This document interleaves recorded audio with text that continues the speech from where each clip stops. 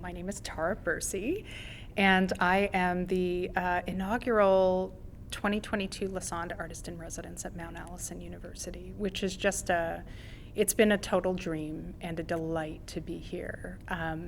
It's been amazing to hang out at the Owens Art Gallery, doing the Owens Free Space, and Sackville has been lovely, and yeah, I'm thrilled to be here. The Owens Free Space is basically a space for collaboration and creativity. And when Lucy and Rachel told me about their desire to turn this gallery space into a maker space, I started to think about the way that I could help them carry that out, but also have what we create together be a reflection of some of my experiences as well. And I thought back to my time as a 17-year-old working in a place called Who's Emma in downtown Toronto. And Who's Emma was an info shop.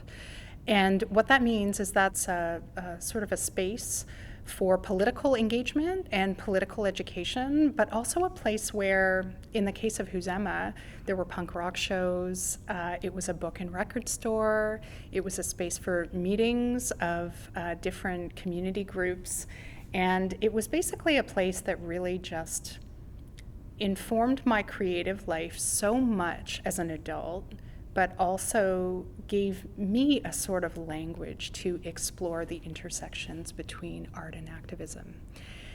And I guess as I thought about what we could do here at the Owens Art Gallery, I just was like, is there any way to make something kind of like Who's Emma?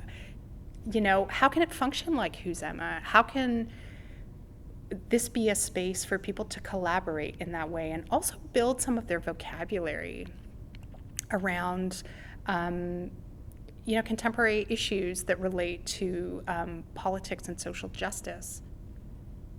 A starting point for this project was our collective zine libraries. So in coming to Sackville from Hamilton, I brought my collection of 200 zines and artist books.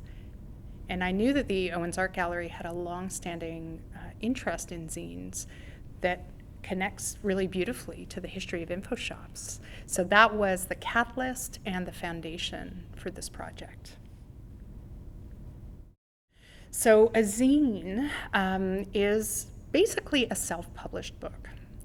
And zines can take so many different shapes and styles. Basically, zines are what the creator makes them. But zines have a really amazing, long, and quite radical history. Today, zines can be anything, and I think that zines connect to radical and political movements beautifully, because a lot of things aren't represented in mainstream media. And what I really love about zines is, they are what the author makes them, but they're also wonderful ways for people to build conversation and build community, but also build social movements. And what's really lovely about the Owens Free Space is a lot of the zines that are here, and I think we have something like 400 or 450 zines for people to browse.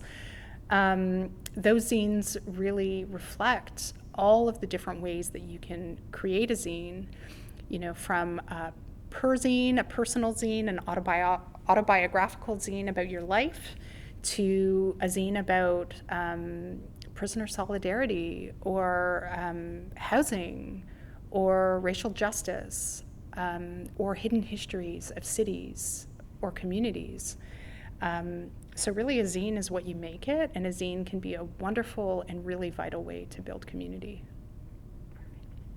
I guess going back to like my early history with zines, I was really interested in music, and my earliest zines were reflective of my interest and my engagement with punk rock culture. But as I grew and I basically decided I wanted to be an artist around the time I was 17 or 18 years old, my zines started to change. So in some cases they incorporated music, but they also included youthful punk rock feminism. I was, interested in producing feminist zines with feminist content.